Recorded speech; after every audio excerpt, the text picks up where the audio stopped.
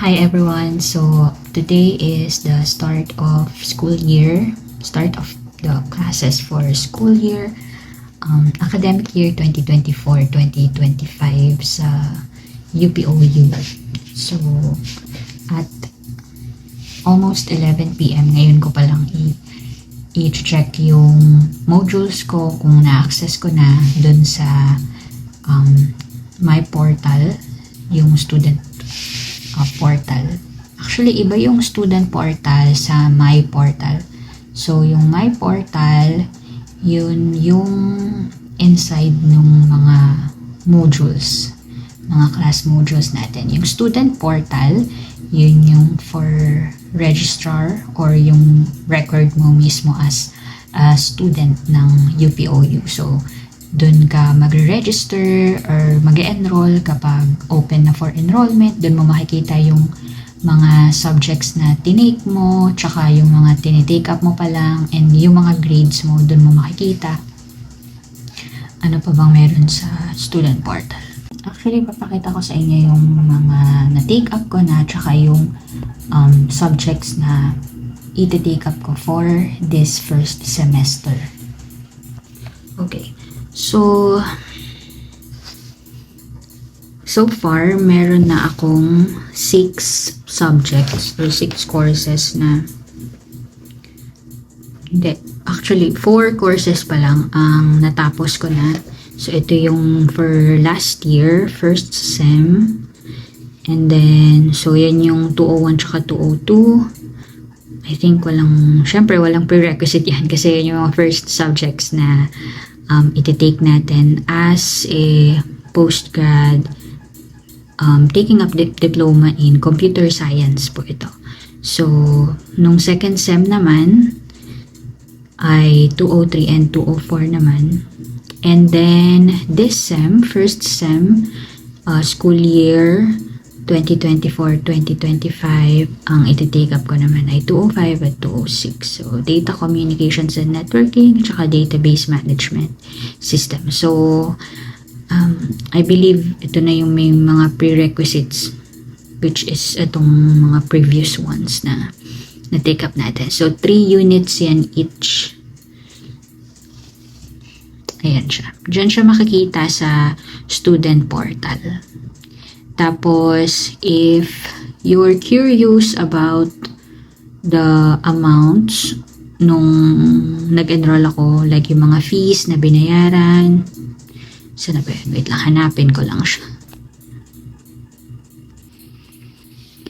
Okay, so dun sa student portal, merong tab na tinatawag na Form 5. So, ito yung parang proof na I am enrolled or currently enrolled for the indicated semester. So, first semester academic year 2024-2025.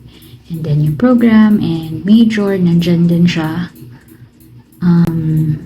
Ano pa? Tapos yung payment method, yung OR number, and then yung total payment. So, this is my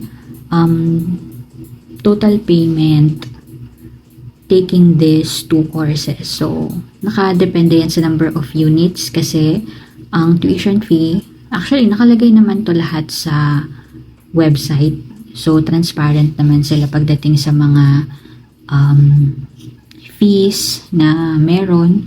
So, total number of units na iti-take ko for this semester, take 3 units for each subject. So, we have 6 units.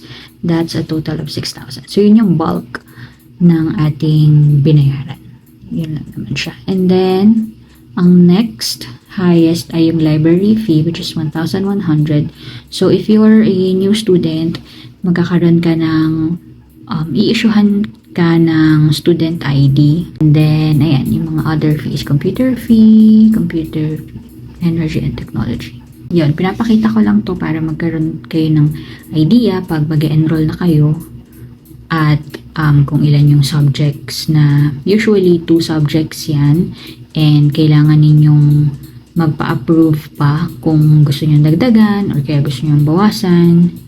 But yeah, usually 2 subjects or kung may electives yun, ma-add yung electives dyan. This is for the case of, again, postgraduate diploma in computer science. So, I don't think I am the right person to represent yung mga bachelor's degree, mga associate degrees. Kasi iba naman po din, I think, yung mga requirements sa kanila. Pati kung may mga kailangan ding bayaran. Siyempre, kapag naiba po yung makikita ninyo pag nag-enroll kayo, huwag nyo po akong balikan. Kasi, siyempre, anytime, pwede naman pong mag-change yung amounts niyan. So, ito po ay yung current na enrollment ko for this semester, first semester ng 2024-2025.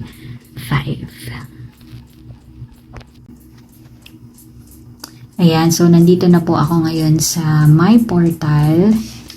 I-tour ko lang kayo or parang pakita ko lang sa inyo yung kung ano yung meron sa my portal. Sa ngayon, yung nasa view ko ay yung mga in progress. Yung mga natapos ko na, ni-remove ko na siya sa view para hindi ako maguluhan. Usually, ang included sa module ay yung class list. So, makikita natin kung sino yung mga classmates natin.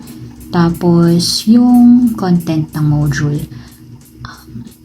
Usually, hindi pa lahat dyan niloload ng professor. Siyempre, para hindi mo tapusin agad yung module.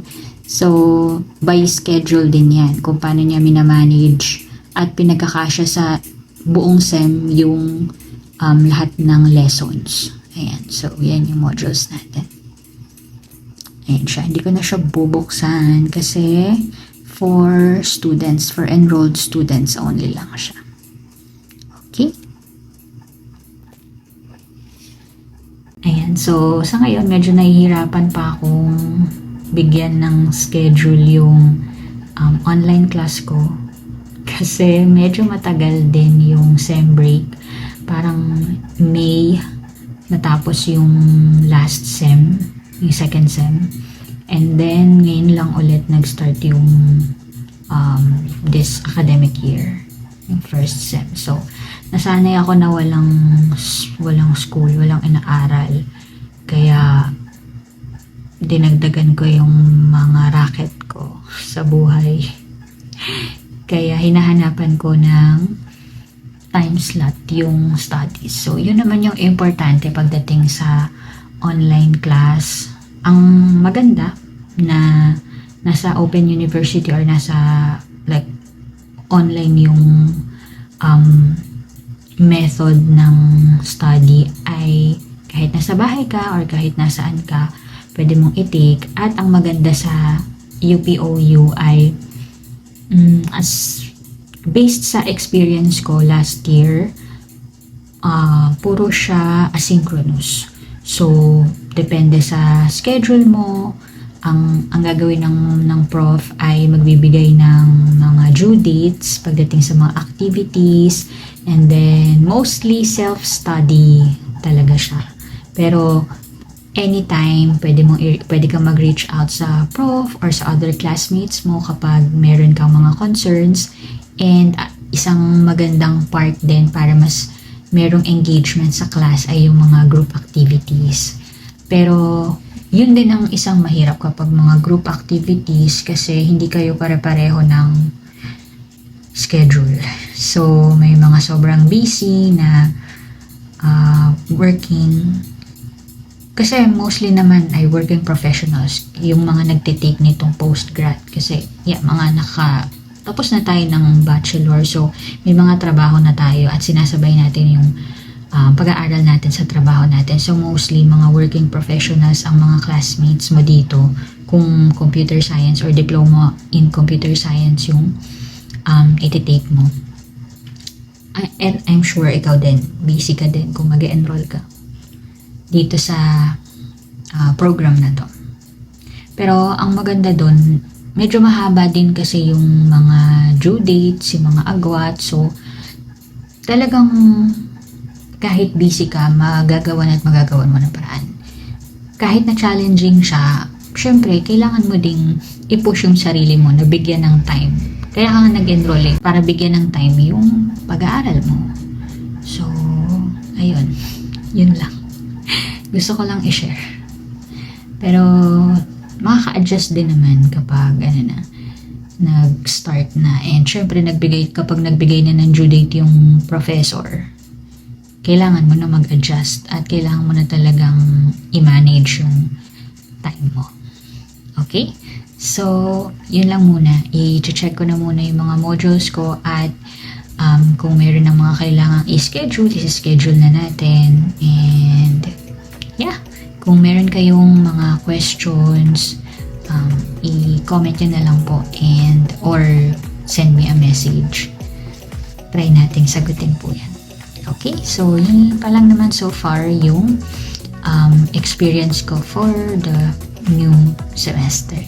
And for the first day of first semester academic year 2024-2025. Thank you for watching. See you in the next one.